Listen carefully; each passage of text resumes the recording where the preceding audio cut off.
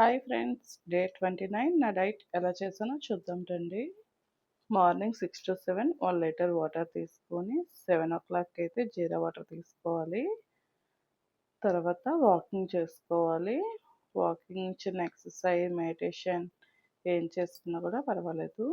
మధ్యాహ్నం 1 o'clock అయితే నా ఫుడ్ ప్లేటు చికెన్ ఫ్రై చేశాను, చికెన్ కర్రీ చేశాను, మిలెట్స్ రైస్ చేశాను.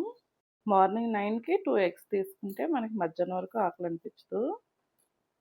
వెయిట్ తగ్గాలి అని కాన్ఫిడెంట్గా ఉన్నప్పుడైతే మనకి ఈ ఫుడ్ అయితే కంపల్సరీగా సరిపోతుంది. చికెన్లో ప్రోటీన్స్ ఎక్కువ ఉంటాయి కాబట్టి మనకి ఫుల్గా సరిపోతుంది. నేను నైట్కి కూడా ఏమి తీసుకోలేదు.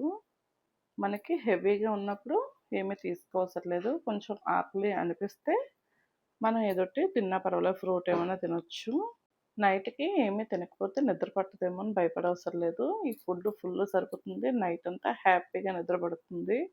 వీడియో నచ్చితే లైక్ చేయండి, షేర్ చేయండి, సబ్స్క్రైబ్ చేయడం మర్చిపోకండి. Thank you so much.